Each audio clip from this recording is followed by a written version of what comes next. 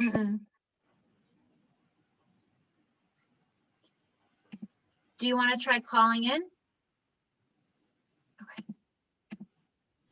Yeah, I'm just going to ask him to unmute. That might help. No, I No, still not can't hearing hear you, even though you're muted. Okay, you can wrap it up at the end if you can figure out what's happening here. Maybe check your mic sensitivity. Okay, so we'll turn it over to. I do want to thank Mark and thank JCRC though for their help, and I'll turn it over to and also my wife Sarah Winkleman who works there who helped to connect us with the idea of having the Gendelman speak, and I'll ask Mariah to. Thanks, Rabbi Schaffner. Hi, everybody. Really humbled and honored to be here with my grandfather and my father. They're under my dad's name, Asher Gendelman. You'll see my grandfather Isaac sitting there, and then my dad's next to him, kind of off the screen. You'll get a little bit of a kind of hybrid presentation here. My dad's probably going to kick it off with some slides, and then my grandfather will probably intersperse some thoughts, and then you'll get to see some photos and things that he has around his house as well. Yeah, I don't really have so much more to say. I've heard the story plenty of times, and I hope that on this Yom HaShoah we learn something new and we remember. So, Dad, I will pass it off to you. Wonderful. Thanks. Oh, I'm getting a little echo. Sorry.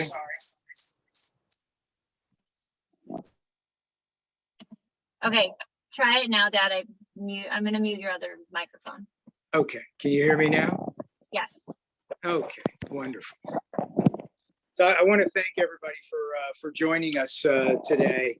I have a couple of things just to frame it up. First of all, I want to thank Kesher for giving us the opportunity to share my dad's story, to bring what I like to refer to as a factual account rather than a story, because it's much more than that.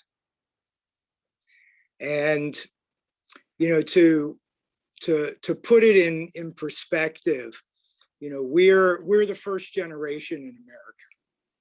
And I'm named for my father's father. My sister is named for his parents as well.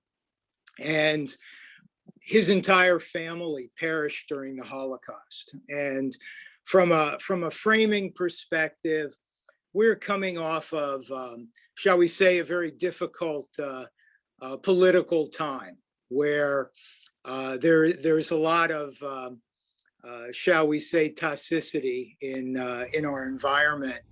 And, you know, there's a lot of racial injustice, and I know we're working on it. But it starts very small and it grows over time.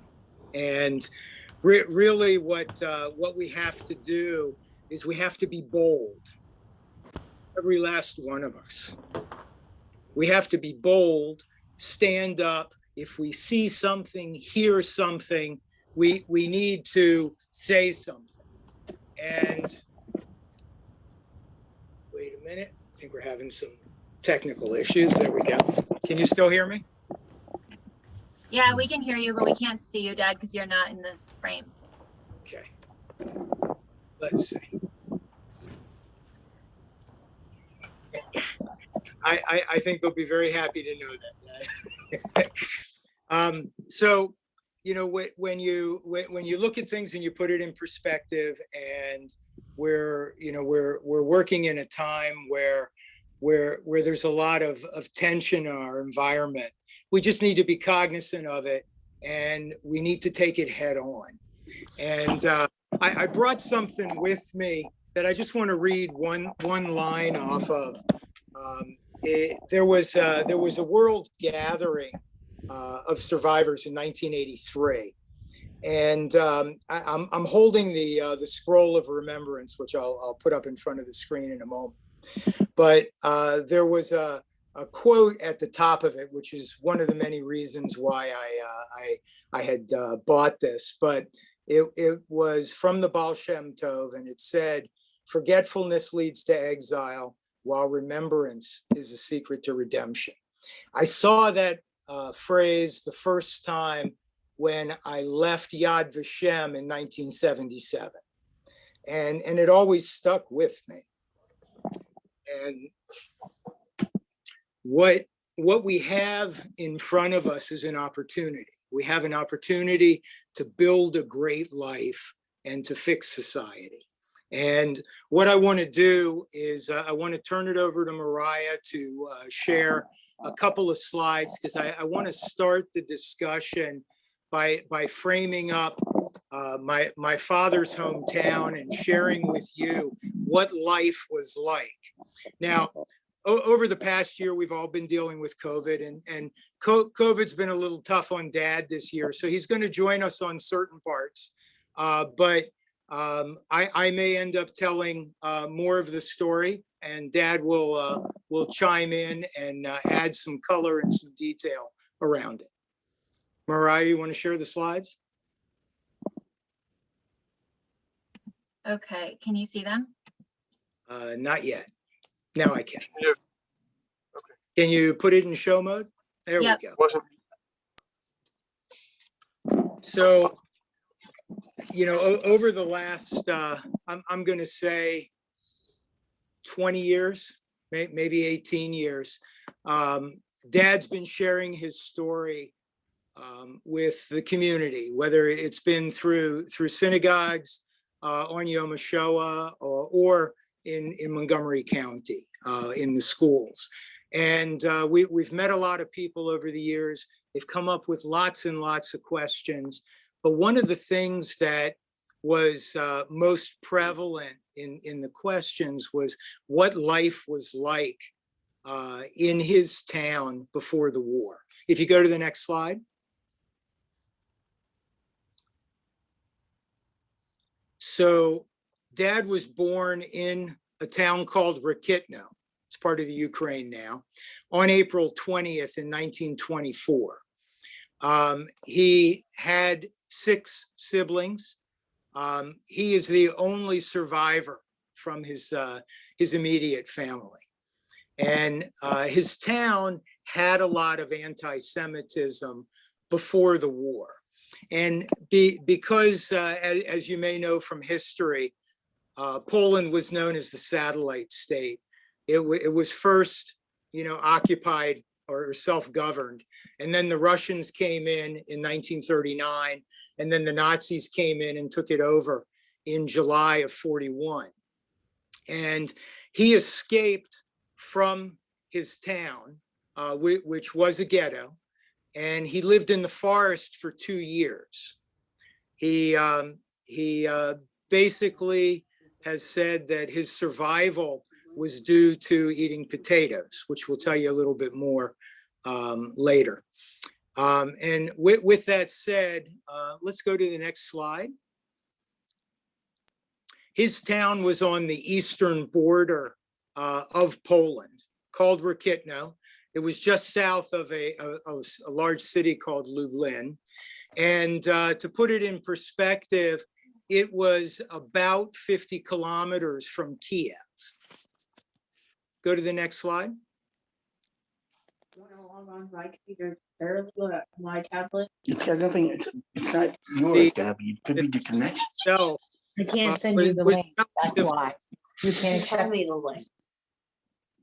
We're out, we got booted out. Can everybody mute themselves for a moment, please? Thank you. So the town was relatively small, and at the start of the war, there was about 3,500 Jews in the town.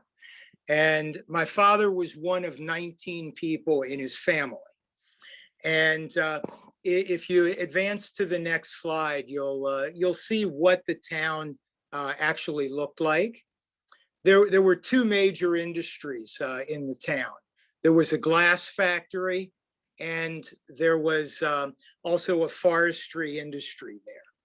And everybody, whether they were Jews or non-Jews, most everybody's lives were built around those industries. If you go to the next slide,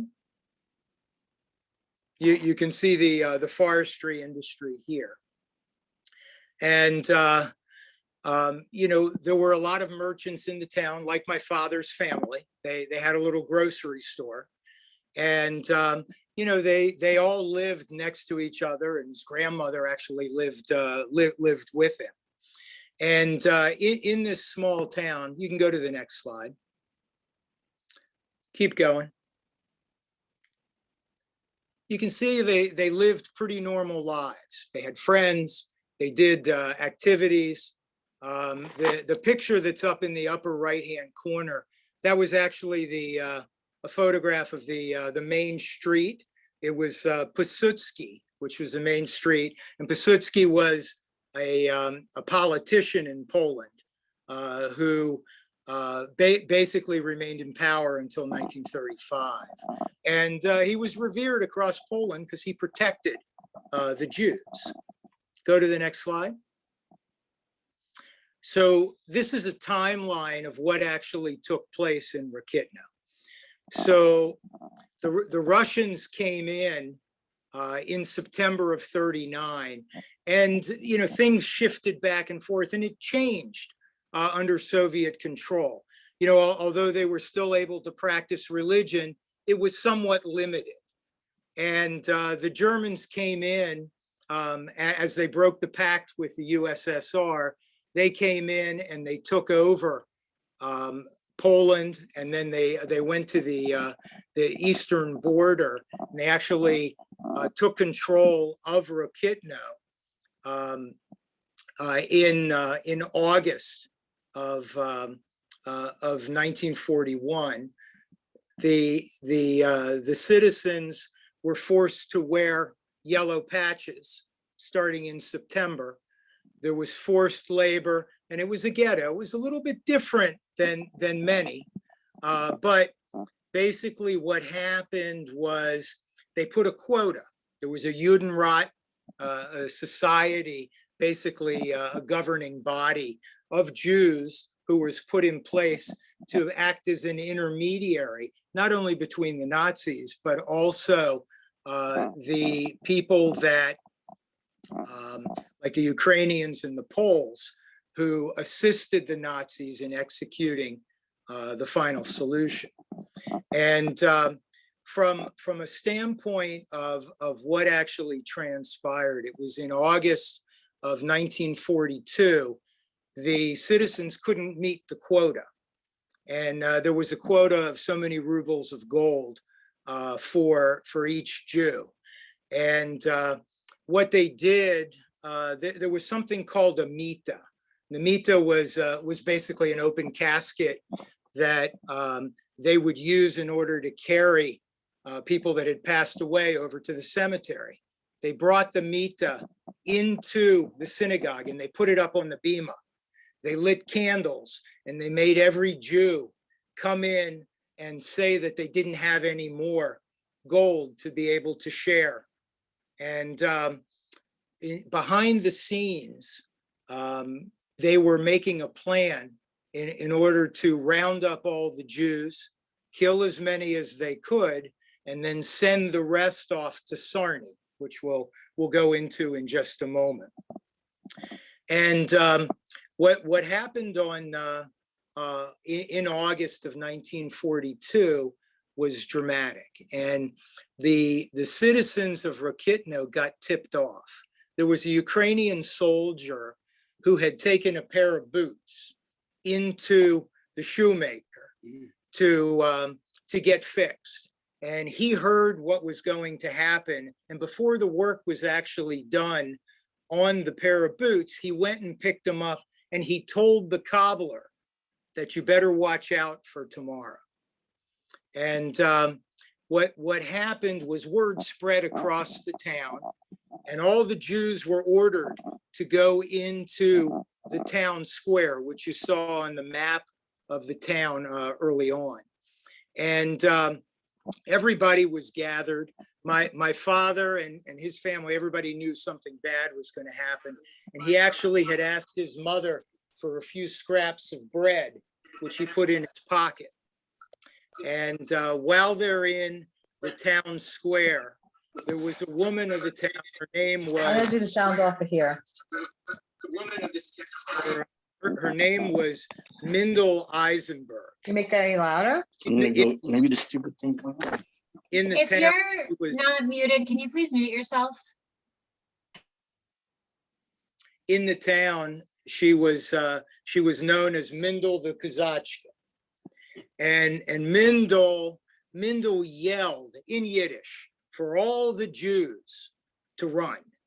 And there were Ukrainians who were there, and they started shooting. And my father has told me on numerous occasions that about 300 people got killed immediately, and everybody scattered. That was the moment at which my father escaped. And he actually was holding his mother's hand when she got shot, and he ran. He started running. He went over the fences in the yards of people's houses, and he was trying to make it to the forest. And as he was running, he lost one shoe. He kicked off the other shoe, didn't have anything with him other than the few pieces of bread in his pocket, and he went into the woods. Now the woods were very dense, and that was where he actually spent the next 2 years. What I want to do, Mariah, if you take the slides down now, I'm gonna switch over to my cell phone, and I'm gonna share the camera, and we're gonna show you a little bit of the archives that's here at the house. Dad, you want to show everybody, you want to introduce your family? Here, give me your hand, I'll help you up. There we go.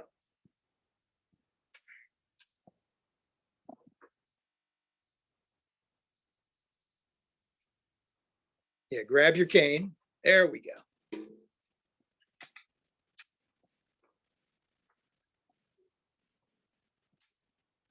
This is my picture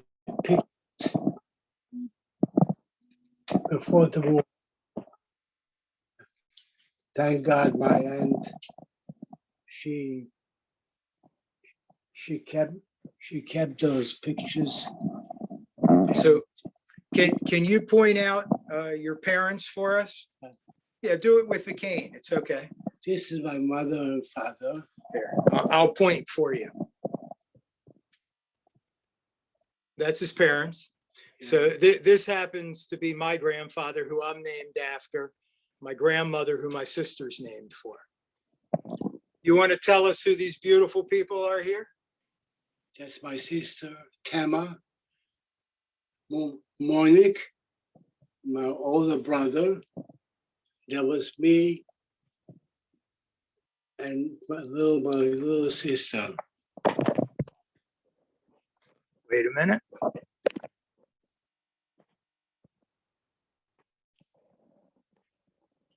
And those 5 pictures is my aunt. My aunt got this, and she kept those pictures from my family. Now, to add a little bit of color to this, so my father's aunt, Aunt Annie, it was his mother's sister. She came to the United States in 1911, and in 1930 she came for a visit. And when she left Rakitno, she actually took her mother with her and brought her mother back here to Washington, D.C. And that's who you actually see here.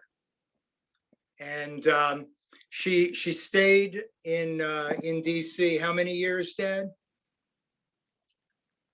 Yeah. How many years did she stay here in D.C.? How many years? Yeah, was it 2 years? It was? Was it about 2 years that she stayed here? In the United States. Yeah, she stayed here for about 2 years, and she said it wasn't kosher enough, so she went back to Rakitno, and she perished with everybody else. That's my grandmother, my mother, and my older sister. Yeah, who's over here? You can use your cane to point if you want. Okay, no. This is my own, Your uncle? no. This is my mother's father. And this was my mother to the left. And this is relatives. And this second picture is my uncle, my mother's brother. And that was my older sister, my older brother, and Monique. And then I come number 4. That's my mother, Allah Shalom, my father.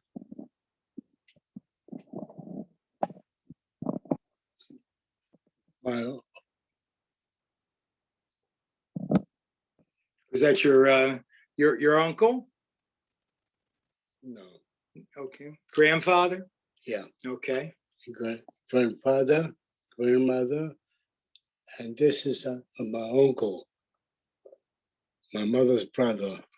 So what we've got in this room, and I'll just spin around so everybody can see it. We have literally dozens and dozens of pictures on the wall, various times of life, and a lot of collages. I will share with you one picture that was actually restored of his grandfather. This was in his aunt's attic, and after she passed away, he was able to get this picture. And it's kind of a combination between a charcoal and a photograph, which is just incredible. And anyway, when my father escaped to the war, can you step over that? There we go, into the woods. We're gonna go into the hall here. And there's a painting here. And this painting was done by one of his childhood friends, Chaim Weiner. And his children are on the line with us here tonight. But Chaim painted this picture in 2 phases.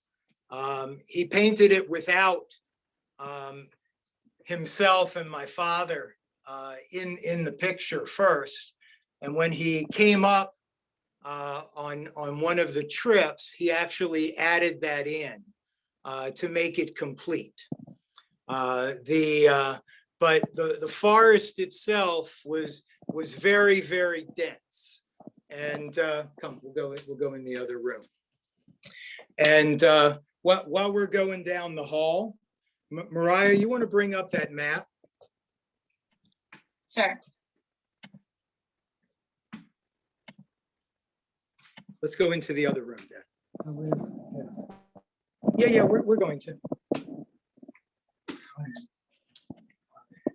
So can you make it just a little bit bigger? There you go. Hit the enter key, it will zoom in on the center. There we go. So what you see there on the map, on the left-hand side, that's actually Rokitno. And that was his starting point where he was in the woods. And over the next few years, he stayed in the woods. And after liberation, which came in 1944, he took a route which went through Germany to Czechoslovakia, to Hungary, and then to Austria, where he eventually went into the DP camp. And anyway, if you can turn that off for a second, Mariah, we'll go back to my camera. There we go. Dad wants to share with you a picture that's here on the wall. That's actually a picture of Chaim and my mother. They were dancing. I'm not sure which wedding or bar mitzvah that was, but that was Chaim, who my father spent 2 years in the woods with. Let's go into the living room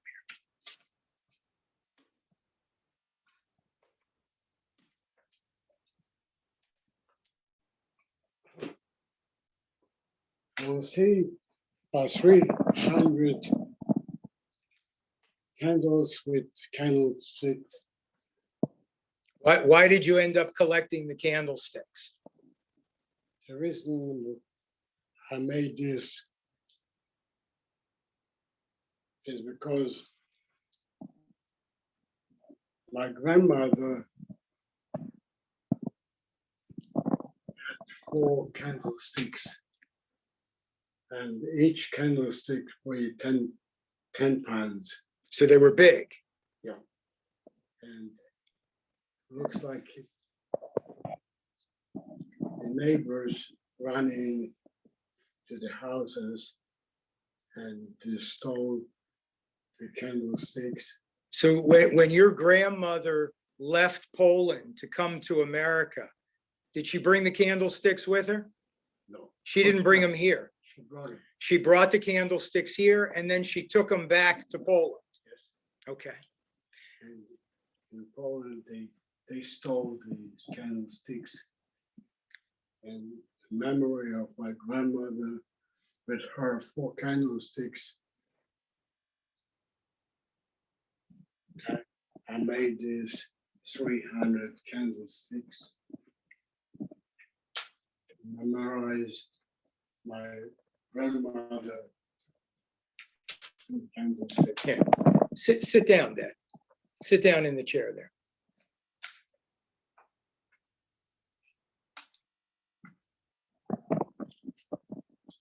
So when you look around the room here, you'll see that there's a collection of samovars. There's candlesticks there as well. You have mortar and pestles, which were known as stasels back in the old country, and you'll see even more over on this side. And if we look closely at some of them, and I don't know if you'll be able to see this from the camera or not, but there's stamps on the samovars. Those are essentially tax stamps. So the Russians would come in and they'd put a stamp on the samovars and they collect the tax. And if you couldn't pay the tax, they would end up taking the samovars. Anyway, over a period of time between the Soviets and the Nazis, the town was completely liquidated. And over the years, and I'll be honest, I don't know exactly how this started, but my father basically collected the candlesticks as a tribute to his family, the mortar and pestles, and the samovars, basically to commemorate the liquidation of the town. Now, when you go back to his time in the woods, the time was a very tough time, and he was starving. He didn't really have any clothes per se with him. He didn't have any shoes, and his survival was completely done based on the potato. Today we have cold storage and everything else. The farmers didn't have cold storage there. When they would harvest the potatoes, they would end up digging a hole and they would put the potatoes in the ground.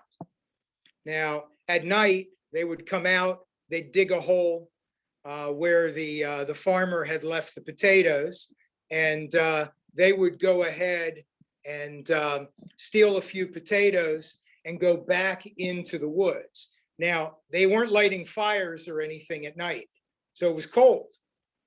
And how cold was it for you there, Dad? In the 30s. It was in the 30s. Did it ever get colder? Oh, yeah. Snow, Snow, ice, ice. rain? Stay always in the. Always there? Now, you told me a few times that you almost got caught, right? Oh, yeah. And there's a few stories that I'll frame for you, and hopefully Dad will add to it. But the stories are really of survival. As he was going through, there was one time where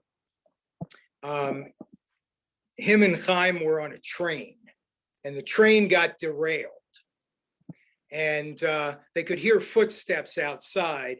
They opened up the cargo doors, and Chaim rolled out to one side, and my father rolled out to the other side, and they got separated. And they could hear the footsteps running. They were hiding underneath the cars, and they were looking for the Jews because they wanted to kill them. How much was a Jew worth at that time, Dad?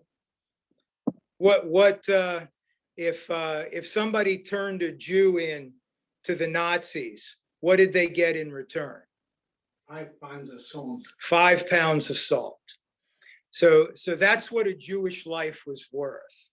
So, Chaim and my father, this particular instance, they ran in different directions. They ran down the hill, and they were completely separated. And it was nighttime at this point, and my father saw a light off in the distance, and he knocked on the door of the house, and the woman let him in. She actually threw some straw on the floor and let him lay down to go to sleep. And a little while later, there was another knock at the door. Chaim knocked on the door. She let him in, and the two of them were reunited at that moment. But that wasn't the only time. There was another time where he got caught by a farmer, and the farmer wanted to turn him in, but the wife was begging. And there were people who were very compassionate. Yeah, don't worry, we're not going to answer it. The people were very compassionate, and the wife actually talked the husband out of turning him in. And to put it very simply, my father said that he was being chased one time by a farmer who had jumped off of a wagon, and my father thought that he was coming after him. So he ran down the hill, he ran into the river, he went across the river. He said that I was running for my life, and the farmer was running for the salt. And so, there were lots and lots of stories about almost getting caught, but surviving. And once they were liberated, where the Allied forces came and took Poland over, that was when he actually came out of the woods. Now you went back to your hometown, didn't you? Right after, Yeah. Right. Where was your house still there? No. They knocked your house down. Did you have any family left there? Did you have any friends? Well, one friend. The Greenbergs were there. Yeah. Right? Matter of fact, Dad told me a story a couple of years ago that I had never heard. But when he went back to Rakitno, he was so hungry and he was skinny. They served him potatoes, and he ate several dozen potatoes in a sitting because he didn't know when he was going to eat again. Okay, but what happened was there was still occupation there, and he had to leave because they were going to draft him into the army. Okay, Dad, let's go into the dining room. We're going to talk about a picture. We'll come back to that. We're going to talk about a picture. Here, follow me. That of an event that took place in Hungary, and it's this picture right here. You want to come over here for a second, Dad? Here. You want to tell the story behind this picture? Yeah. Well, first of all, which one are you? Right there. That's you, okay? And This picture is 6 friends. In the 5,000 people, Jewish people. and they were in Hungary. Where were they trying to go? The 5,000 Jews were in our high school. And they wanted to go to Palestine, but they couldn't go to Palestine because they were not allowed. So there was a quota on Jews going into Palestine. The 5,000 people in that high school, and a delegation from Palestine, Brucha, came down to alleviate the bad time, the hunger. They selected these 6 people. And that 6 people, Right. And and they let us go all around and to help people to come to Palestine. well, they set you up like you were the Red Cross, right? Yes. So were you really the Red Cross? You were Bracha, right? So these 5,000 people that were there were more people coming every day into the school. And there were truckloads of food coming in, and the Bracha needed to get the people out of town. So these 6 fellas were basically running a rouge.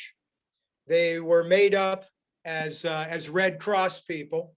And what would happen is they would get a group of people every night. And all the boys were separated. And at 2 a.m, they would bring a group of people to the first person, like my father. They would blow a whistle, and he would take the people up into the mountains, and he would hand them off to the next person. And how many people over time do you think you ran through the mountains there? How many thousands? 10,000. About 10,000 Jews. He moved through the mountains to get them to Palestine, which is an incredible story in and of itself. And why did you leave? What happened? Why'd you leave working for the Bricha? What was going to happen? Do you remember? So the Bricha had made them up as Red Cross, but the British didn't like it because they could see the people were disappearing. So they were actually coming to arrest them, and they got tipped off. So the 6 boys left. By the Russians. Yeah, they got tipped off by the Russians, so they left. And that was when Dad went over to Bindemichel in Austria. Right, it's a suburb of Linz. And if you look on the U.S. Holocaust Memorial site, you'll see a number of pictures there of what went on at that time. While Dad's taking a little break, I want to share some pictures of. This is a photograph that was actually taken in Bindemichel in Austria. This one and this one. That particular one, you've already seen it. It was on the wall in the other room as well. But life in Bindemichel was actually not too bad.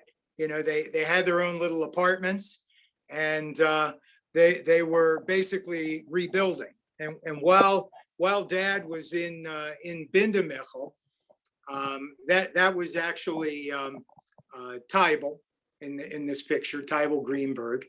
And Anyway, my father was the godfather, the kvater for Arla, who's in Israel, who I actually got to meet a couple years ago. But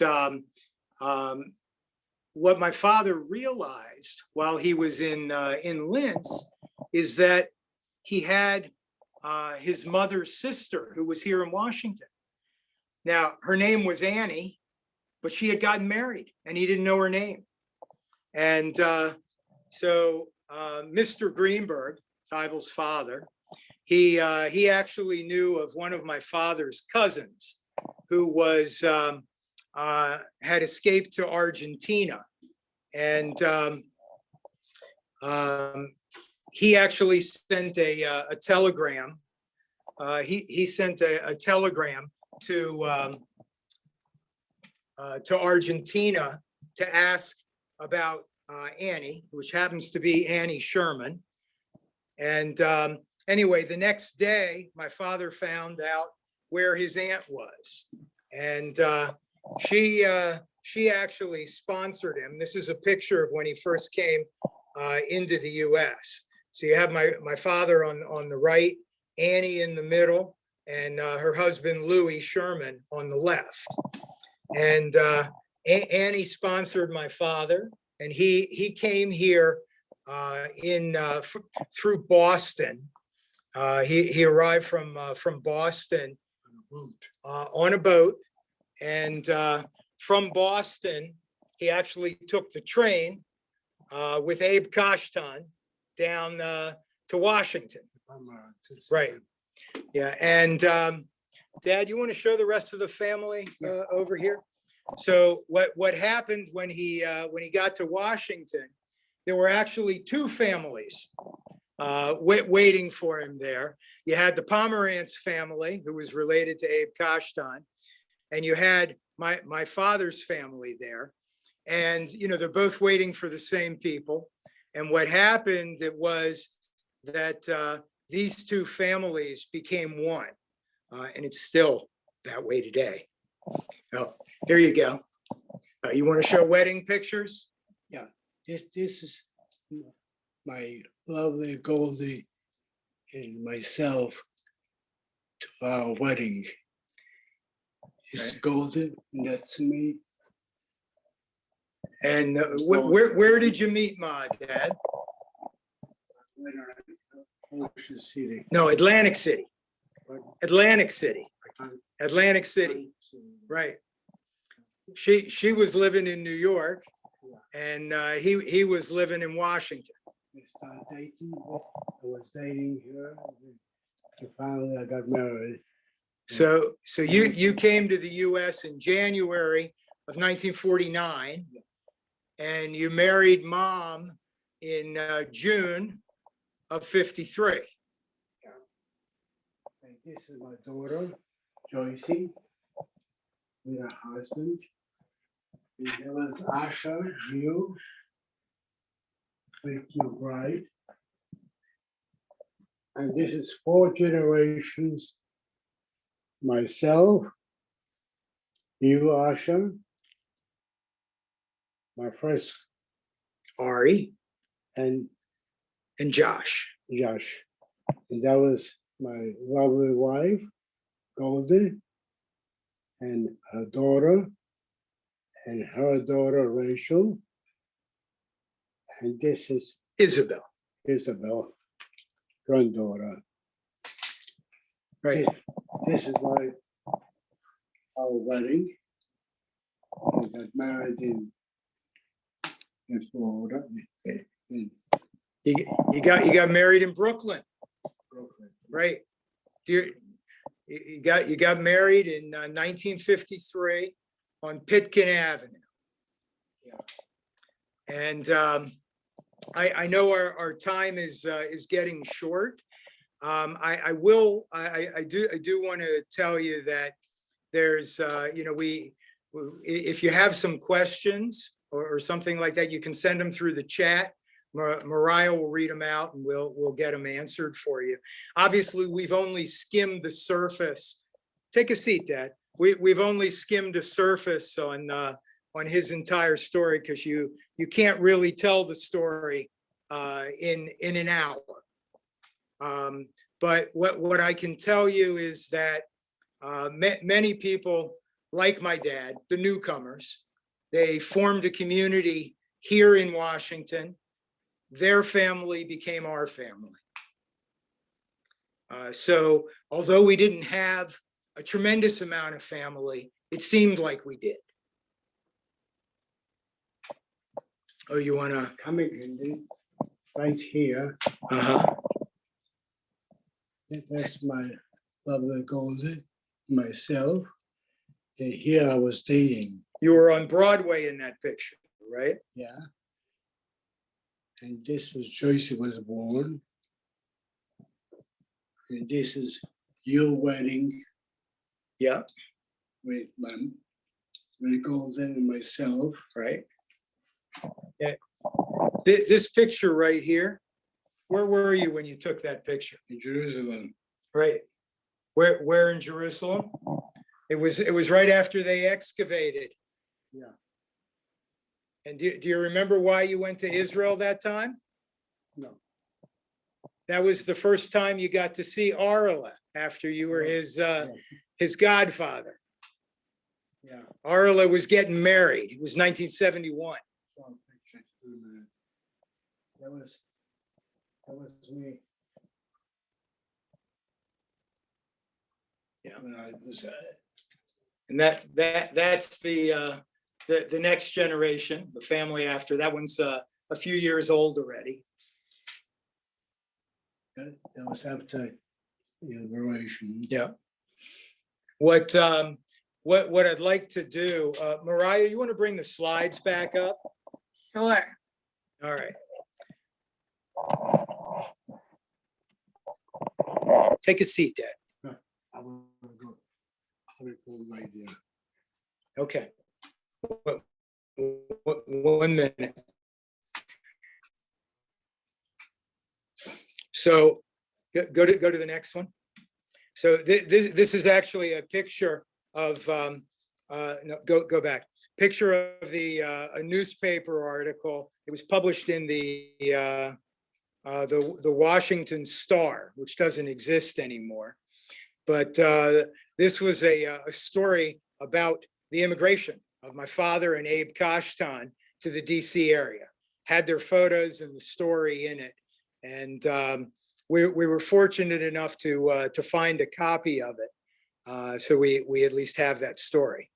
If you go to the next picture. One second. Can you go to the next one, Mariah? There we go. Yeah. So this is kind of the, a major point. This was a reunion that we had for many of the newcomers. And this one was in 1989. And what I would tell you is that, of course, with the exception of the kids that are in this picture, my father and the woman sitting in the bottom right-hand corner, Holly, who was one of the Pomerances, they're the only two that are living from this picture. Everybody else has passed away. And part of the point of sharing the story is that you share it with somebody else because the generation is fading. And Dad is going to be turning 97 in a week and a half, and he's strong, but his memory's not as good as it used to be.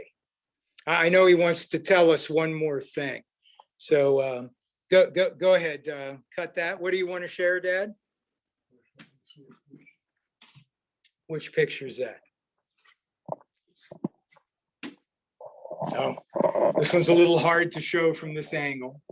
Okay. That one's in the slides. Do you want me to pull it up? Mariah, Yeah, go ahead. grandchildren, my grandchildren, grandchildren. This is Ari's wife. And this is Isabel and Josh. Right. So this is the next generation who will be carrying the stories forward and sharing Dad's historical account. And you know what I would tell you is that once COVID passes, the doors open. We'd love to have you. There's lots of pictures to show you and things that we can share, a lot of stories about the people that passed. And what I would say is there's Dad's story of survival is nothing short than biblically epic. That's my aunt and uncle. Yep. That was me in 1945. No, that one was 49 when you came here.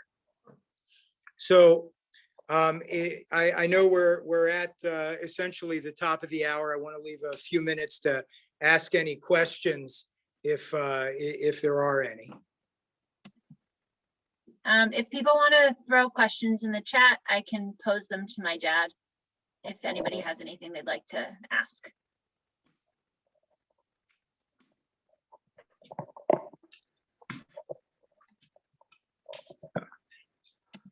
Dad, Zarok's grandson, Avni, is on, and he wants to know how you met Zarok. You met him here in Washington, right?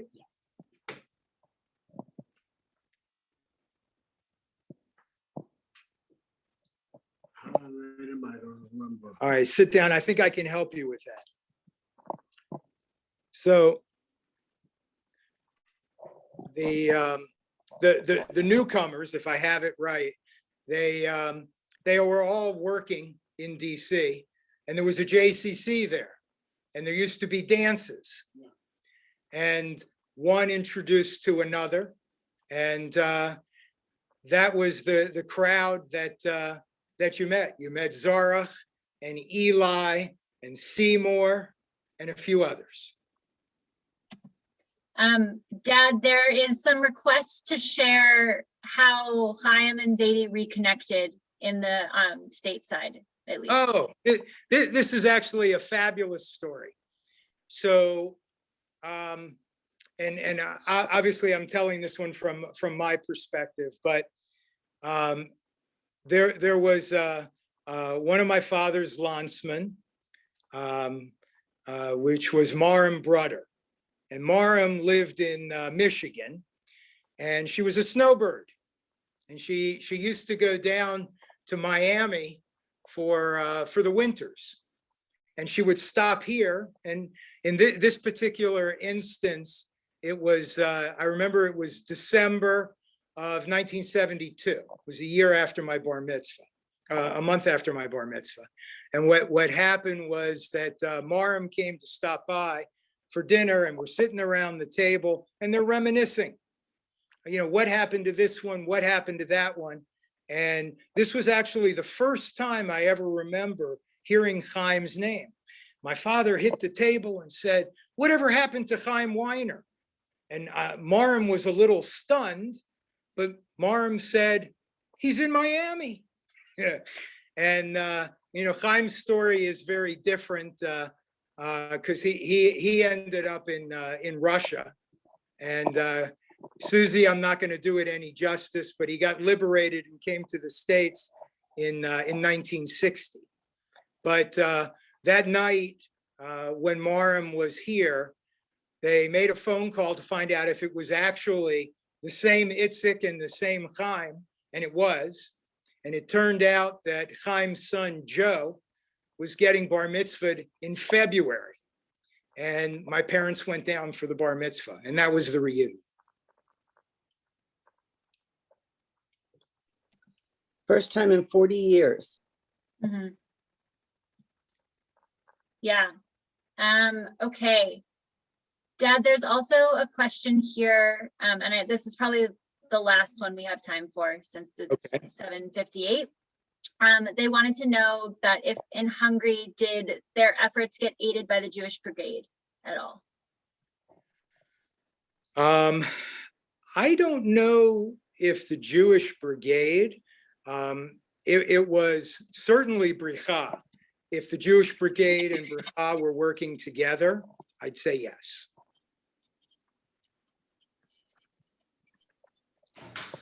Okay. I want to Okay. say, I want to say thank you again. You know, it occurs to me that we've just finished Pesach, and on Pesach, we ask the previous generation to tell the next generation about exile and slavery and the redemption. And in truth, in our times, neither generation was really there. But, you know, this is an opportunity to feel like we are really speaking to the generation, and we are speaking to the generation that really was there in the deepest of the exiles. And thank God in this case, you know, in a redemption. And so it's really such an honor, Mr. Gendelman, the elder, and the younger. It's really an incredible honor to have you do this for us. And it feels like a great mitzvah to be connected to our past in such a direct way. So thank you again. Thank you very much for the opportunity. You to share. bet, you bet. And I'll just give Mark a moment to, I think he's got his sound working now. Okay. Hope so. Can you hear me? Yes. The hour is late. I'm going to be extremely brief because nobody sense of perspective other than perhaps a rabbi would want to follow. Mark, it's a little hard to hear you. You're fading I'm out. sorry. Is that better? Yeah. I said that nobody with any sense of perspective or proportion would want to follow a survivor other than perhaps the rabbi. So I'm going to confine myself to some thanks and also to an invitation. The main thanks, of course, go to Isaac and Asher and the entire Gendelman family. The honor is ours for your bringing us into your life. As far as the event goes, kudos are due to Rebitz and Sarah Winkleman and Janice Rosenblatt, who are both JCRC staff, who coordinated these conversations that are happening all week throughout the community. And thank you also here at Kesher to Ardelia Epstein and Rabbi Schaffner for your efforts in making this event a reality. For decades, JCRC has had the responsibility of organizing and hosting community-wide events around Yom HaShoah. And I just want to call your attention to our program on Sunday, 1 p.m., and a very special keynote speaker, Alicia Wiesel, son of the great survivor, Elie Wiesel. You can find a link on our website or Facebook page. Once again, especially to Isaac and Asher, thank you very much. Great. Thank you, Mark. Thank you also to Mariah. Mariah, I did notice there weren't that many pictures of you in the house. So we need to remedy that. No. Yeah, we're working on it. Thank you. Thank you again to everybody. And Yom HaShoah should become, as the rabbis say, not only a day of commemoration and mourning, but one day, hopefully, of more and more redemption. Shabbat Shalom to everybody. Thank you. Okay.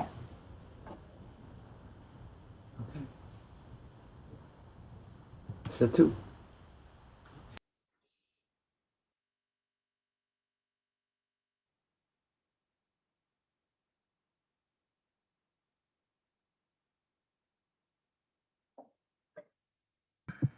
Right, you're muted. I know.